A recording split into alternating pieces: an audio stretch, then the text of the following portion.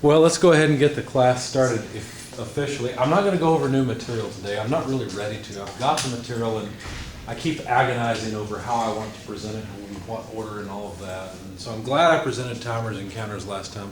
I don't feel like I did it justice the way I would like to do it. So if you have any questions about it, I'm not surprised. Feel free to ask them. I'll be glad to describe them the best that I can.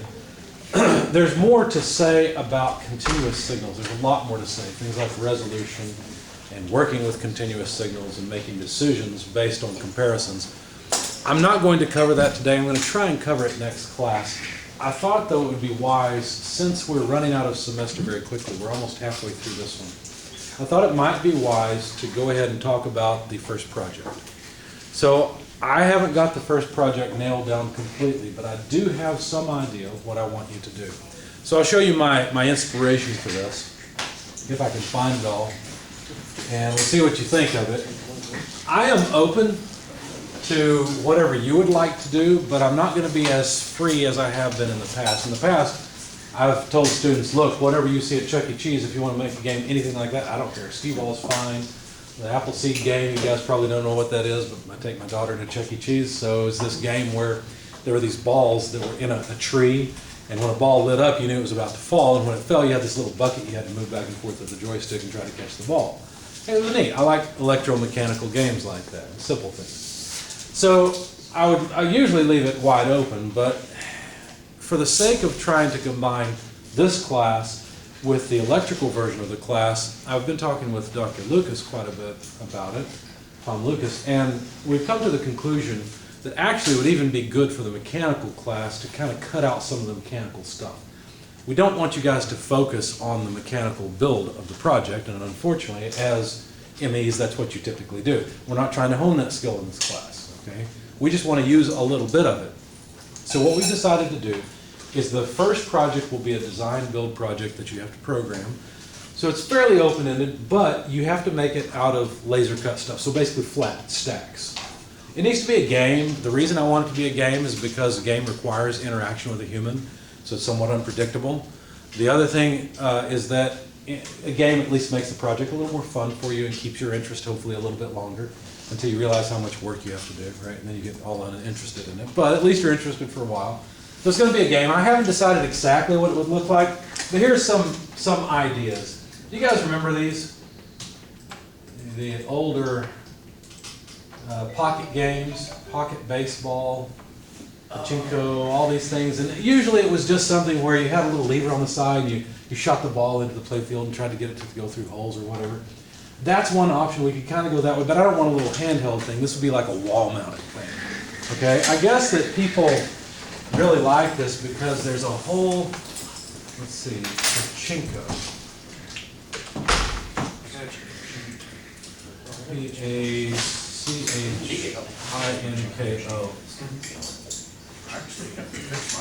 Yeah. Whereas you and I might go to a casino and pull the one-armed bandit, instead the Japanese go and play pachinko. And there's some whole big rule about that you can't gamble, but they're actually gambling and all they win are chips, but the chips can be sold for money. Legal loopholes, who cares? They're gambling, okay? And there's basically casinos. I saw one of these for the first time at a Goodwill a couple months ago, and it was awesome. It wasn't in good shape, it didn't work, all the guts had been ripped out of the back of it, but the art on it was really just cool. It was neat, it looked retro. Pinball. That's what I'm thinking, is like a 2D pinball. I have one to fix. You have one of these to fix? Yeah. Well, why don't you bring it in next class or so? We'll have a look at it. Okay. Because maybe that could be your project. I I'm don't know. fragile, but I'll figure it out. Well, if you don't want to bring it in, if you want to just bring in No, pictures, that'd be fine. I'd love to have it operational, I think. Okay. Yeah. All right. It has worked in my lifetime. I've played Gotcha. it at one period of time. Gotcha, okay. It might plug in and play. You never know. Yeah. Figure it out. Well, anyway, so I guess what I'm saying is I'm open for the project, but I want it to be mechanically simple and yet a fun game to play. It doesn't have to be, it could be pinball. I mean, it could be wall-mounted pinball for all I care.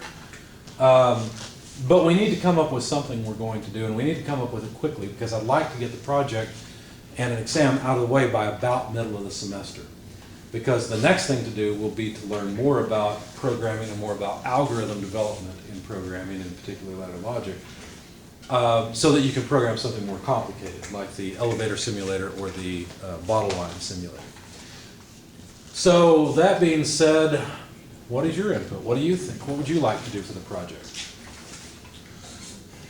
Sounds fun. Did any of you have a little handheld game you used to play that you love and you think you'd like to make it bigger and better? My question to you is what parts are you gonna wanna see for the PLC controller side as far That's a as- good question. There are some constraints. Number one, you gotta have inputs, right? Number two, you're gonna have to have outputs.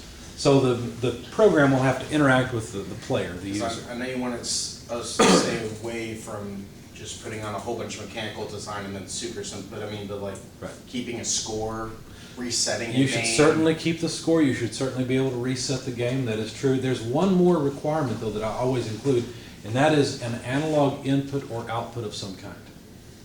So I still have to teach you some more about continuous signals and analog things, which I'm going to do next class. In fact, the bulk of this class, my plan is to let you work on So like the maybe laboratory. switch game modes with an input and You then could do maybe it that. goes to a different sort of program. Could be, yeah. Okay. So I wanna make sure that I see, because I can make something mechanical all day long.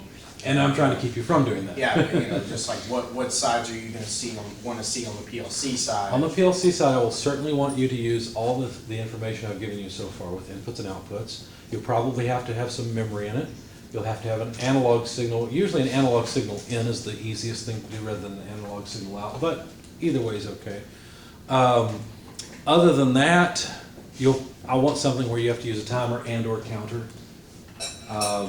But the counter could simply be a score, right? How many times that the ball went through the hoop is a counter. Yeah, go ahead. I was gonna ask, is this one player, two player? It's up to you. I want to leave you some flexibility in how you design the game and how you make it. It could be player versus player for all I care. You guys ever seen, I don't know if you guys have ever been to the arcade expos that occur in Louisville. They're worth going to. Most people will go to them and not bother with the coin-operated video games because you can get MAME and you can play pretty much any video game you want. Most people go and play pinball. And the pinball machines are pretty cool because some of them are back-to-back. So you've got actually two surfaces back-to-back and you play against each other. The ball can actually go across, which is kind of cool. Yeah. Really cool. So you could do something like that if you wanted to. You're welcome to go and look for inspiration. But I do want it to be, the idea is, and the reason I like this, I saw it, but the reason I like it is because it can be built in layers, right? And that would mean you're basically laser cutting stuff and clamping it together. Now, along the way, another thing we'll have to do is learn some more about sensors, because I've got some sensors we can wire up to these PLCs. In particular, I've got a bunch of photo sensors, so when a light beam is broken, you can detect that something's gone by. That can be very useful, because you can either detect a ball on a play field, or if the ball hits a flag, you know, and triggers something. So there's plenty of options, and I want to leave you a lot of flexibility so you can make a game that sounds interesting to you. I want you to make the project your own. But anyway, these at this point are just ideas being floated around. We're just batting them off of each other to see what or bouncing them off of each other to see what we come up with. But I really think these were neat. I loved these when I was a kid. Absolutely loved them. In fact, I think I had that one, if I remember right. I don't know how this one works. Pocket Raceway. I have no idea how you would make that work. But anyway. Now I have an excuse for going out and buying some of these things if I can find them. All right, so that's all I really wanted to say is to get you to start thinking about the project. Now, one thing I'd like you to do, in the past when I've made teams or teams have just been formed off the cuff, I've found that sometimes students aren't real happy with their team partners. I don't know that that's the case now, but I want to give everyone an opportunity to switch. So what I'd like all of you to do, when you get a chance, if you have a strong opinion about whether you'd like to stay in your current group or change groups, send me an email and let me know. If the majority of the class is saying, hey, I really need to change partners, or there's one or two that say, hey, I really need to change partners, I'll mix up the whole class, okay? Because I don't want someone to get stuck the whole semester with an underachiever, okay? And I'm not picking anybody out, I don't know, it's up to you guys to tell me. If you're happy with your teams, that's fine, we can continue through the project with your team. Currently, based on at least what's in Blackboard, how many teams do we have? already? Same number as laboratory groups. So Well, that's that what I'm would saying, I be, don't know how many that is. what, one, basically 2 to a team, but I think we've got 1 team of 3. So, well, 2 teams of 3, because we got the Friday people, right? And then you guys are a team of 3. And And then then, other than that, I guess 5 teams total well, then. I'm just trying to maybe think of something that we could all like. I don't want to put the whole class on one project because it's too much. It's too many people and very few people end up with an opportunity to do anything. But one thing I will do is say your game better be rugged enough for everyone to be able to play it, because all the teams will play all of the games. And you'll try to break them, not in the sense that you're going to bring a hammer and start beating on it, but that you'll try to hit switches and buttons and see if you can get it to fail, okay, and not play the game properly. Is there a size limit of the game? There will be a size limit, I haven't decided, probably about the size of these boards, is what I'm thinking. And they're usually about, maybe 1.5 feet, 2 foot by about 2.5 feet tall. The thickness, maybe 2-3 inches, something like that. If you really want a sensor sticking way out the back, it's probably okay. But I'll try to make a build envelope for it to go in. But the goal is to make the mechanical parts simple, that's the goal.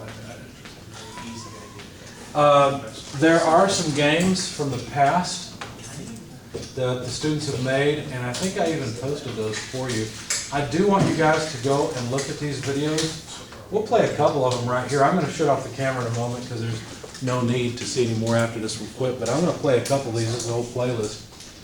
I'm not real happy with the art side of this. Remember, I told you guys that in my mechatronics class, the first time I taught it, I brought a pinball game into the ring to figure out what we were going to do. Because I thought the pinball machine was really neat mechanically, but it also was visually appealing. So I want your game to have some art in it. I want it to look good. Now, art could be as simple as going online and finding something and pasting it on the side, right? So I want it to look good.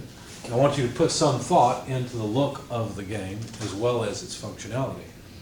I think we should go ahead and decide on a due date for this, though. Our semester is, 15 weeks long? So let's say we want to have the game done at the end of 8 weeks, okay? So that'll be our due date, and I'll try to write something up quickly for the project. No, end of 8 weeks. Oh, end of 8 weeks, okay. Yeah, wherever that falls, we'll have to find that out. So I'm going to stop the camera. We'll watch a few of these videos. They're not very long. In fact, it looks like you guys are already starting, so I'll let you watch the videos and see what you think about the art side of this, okay, as well as the games.